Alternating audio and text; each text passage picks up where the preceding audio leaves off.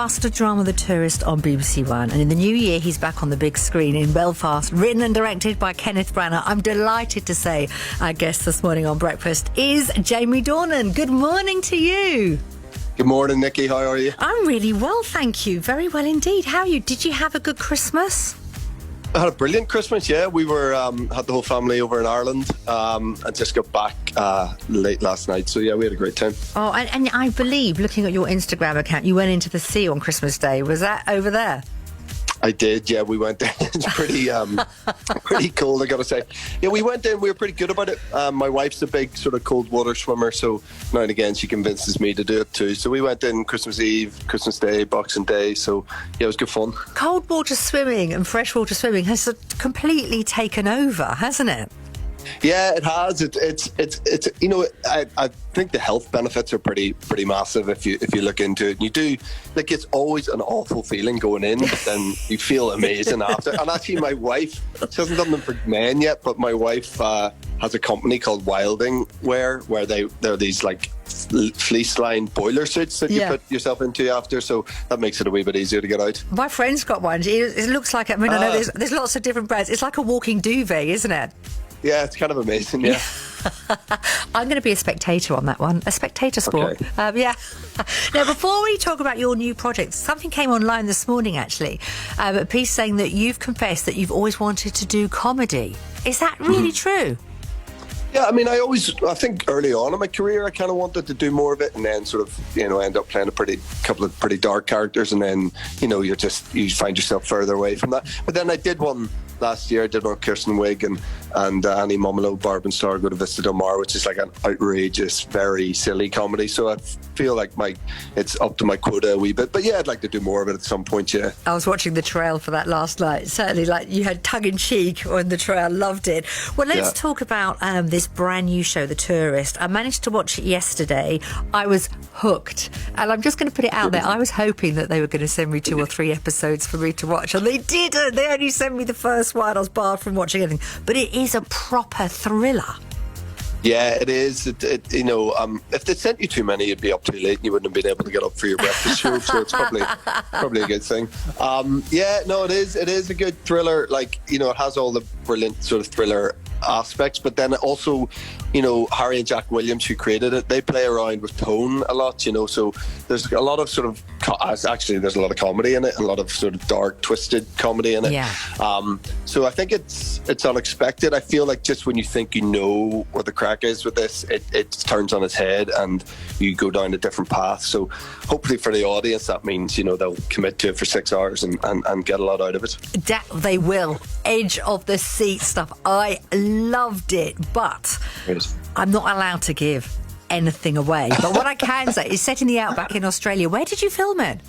Yeah, we were out there for 5 months. We were based predominantly in Adelaide, but we shot more in Adelaide, but then a lot of it in the outback, about 4 hours outside of Adelaide. So a lot of proper Australian wilderness and wildlife out there and big open skies, and yeah, it was very beautiful out there. It's stunning. The backdrop is absolutely stunning, and so many productions went to Australia to film last year and this year, didn't they? Yeah, it was funny because when I had the whole family out there, and it was kind of like you felt like we were living COVID free for the large chunk, but actually right at the end, I mean, there was no mask wearing. You checked in and you sanitized everywhere, but predominantly, I mean, in South Australia where we were, there was literally 0 cases the entire time we were there until right at the end, in our sort of penultimate week of filming, there was a bit of an outbreak there, and we had an exemption to keep filming, but there was a bit of an outbreak, and then of course we know that Australia had a bit of a sort of later effect in the whole thing, but we lived pretty much COVID free for a while, which was a lovely feeling, having been stuck over here for a long time. Yeah, of course. Now let's talk about your character. It's called The Man. He has amnesia. Please will you say, because I'll get into trouble if I give out too much, so just give us a rough synopsis. Yeah, so we meet this man, the man, and he's driving through the Australian outback.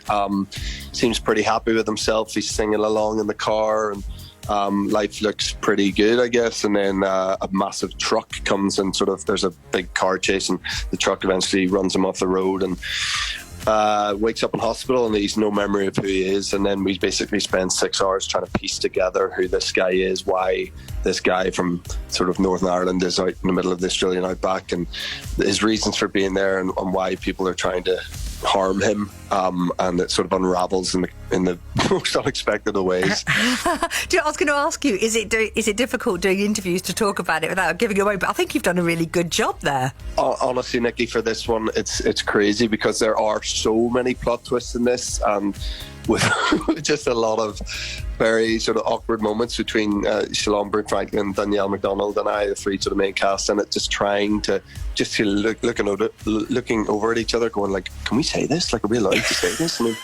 because you just can't with this show. Like, there's so much, you just have to watch it or you give too much away. No, well, when I sit in for Zoe, obviously you get guidance of what you can and you can't ask, and all I got was, please don't ask about this, please don't give this away, no one will thank you, do not give this away. So I was actually quite pleased that you came up with such a brilliant answer, then I didn't have to put my foot in it at all. Oh, good. Well, people, they don't have long to wait now anyway. It's New Year's Day, and then I think the rest are released straight after, so you can just dive in. Jamie, no one mentions your accent though. You don't know your name, but no one mentions your Northern Irish accent. No, I guess that's all sort of becomes a part of it. I think later on, you've only seen the first episode. Well, yes. I think there's talk about it at some stage. Oh, please tell me I haven't given anything away. I don't want to get into trouble. No, I definitely don't want to get into trouble. Now, I know our listeners are going to absolutely love it. And we have to play this from Kim Carnes because the series opens, as you mentioned, with it playing on the car radio. We're going to take you back to the very first few minutes of the show. We're going to be chatting to you a little bit more straight after this.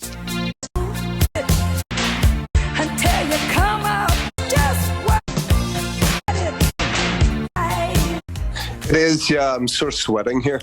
Not as much as me, because I've only just watched it. Let's just say The Tourist is coming to BBC One and iPlayer this Saturday. That's New Year's Day at 9 p.m. I've seen the first episode. What a watch. We're not giving anything else away. But also, is it right that while you were filming The Tourist, or during lockdown, we touched on that, you went to Australia with the family, but you also made Belfast during lockdown as well? Yeah, we were actually lucky enough. We were in fact, I think we were the first UK-based production to start shooting during the pandemic. I mean, this was us and Batman, I think, were off at the same time. And this was before vaccines or anything like that. It was way back in August of last year. So, yeah, it was a nice one. Nice to be able to get two great jobs out of the way in the middle of a pandemic. Amazing. Yeah, because not only professionally, but also just that focus, because it has been such a difficult time, especially the entertainment industry. We hear so much about it. Let's talk about Belfast. What was it like working with Kenneth Branagh? Because he's written and directed the film. Yeah, I mean, it's a proper treat, to have someone of that caliber want to work with you. That alone is a nice thing, and we just had the best time making that movie, and to be working with that group of actors, and have Dame Judi Dench playing my mother, and Ciarán Hinds, my dad, and Katrina Balfe. It was just like this lovely collection of people, and we had an amazing time, and we felt very lucky to be able to shoot something in that time, and luckily the reception so far has been just insane, and it's been a bit of a very fun ride for us to experience all the love for the film. Well, congratulations on your first Golden Globe nomination for it too. I mean, when you are filming something like that, is there the added pressure because it's partly autobiographical about Kenneth Branagh's life? Yeah, you think that would sort of ramp it up a bit, but actually Ken had this amazing way of making us all feel that we're the right people to be there, and that he wants us to imbue the characters with our own sense of who they were. It's not just like, it was never, my dad wouldn't have done that, or he wouldn't have responded that way. He very much wanted us to colour the characters with what we thought we wanted to bring, which is a lovely thing, considering you're playing people so close to his heart. We're literally playing his parents, his grandparents, himself, his brother, the closest people in his life. And he gave us all this sense of, freedom to do what we wanted with them. So it was a lovely feeling, actually. And this is all set in 1969 or so, isn't it?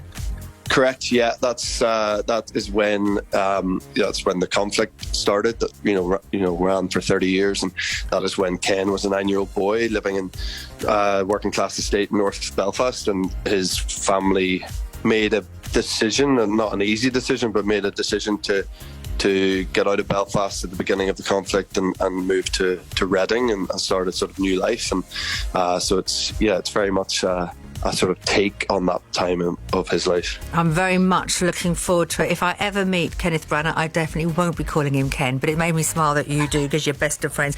Your new film Belfast is in cinemas from January the 21st, and let's just mention The Tourist again, because it is awesome. Coming to BBC One and iPlayer this Saturday, that's New Year's Day at 9 p.m. Jamie, thank you so much. All the best to you and your family for the new year. Thank you for coming on to the show. Zoe sends her love to you, and she'll be having you back on later on in the year, I'm sure, when she's back here in the hot seat. All right. That sounds good. Thank you. Take care. Bye-bye. Nice to talk to you, Nicki. All the best.